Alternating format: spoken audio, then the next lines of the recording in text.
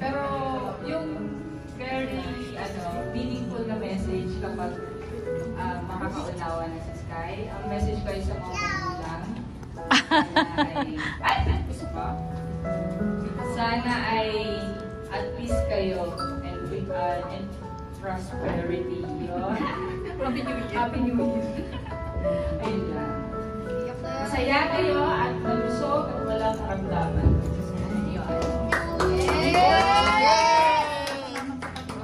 Oh, para kay Sky, happy birthday. Yung nga lang, sayang, pauwi na, pero I want you to go strong as your mom and your dad. And also, yung kami yung mga tito-tita mo, na sana lahat ng pangako matupad mo rin, kung ano man yun. Yung tama nga, sabi ng tita niya, yung pong message pagka medyo nagka-ilagidal na ikaw, tsaka nagka-kulirat na ikaw. Happy Sky, for the meantime, be happy and be a cheerful baby always. Iyak na yun! Sana mo ba? Totoo.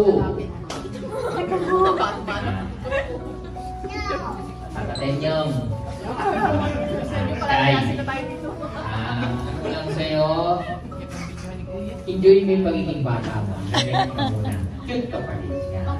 Yan ang ako sa'yo. Sa mga parents, yan. Mahal na mahal ka ng dalawang parents mo. Dati mo. Lagi nakagaway sa'yo yan. Sa lumaki kang mabuting bata ko. Diba? Diba? Yun lang yun. Diba? Magkakalikot kami sa Diyos, ha? Kaya namin yan. Happy birthday sa'yo. Okay.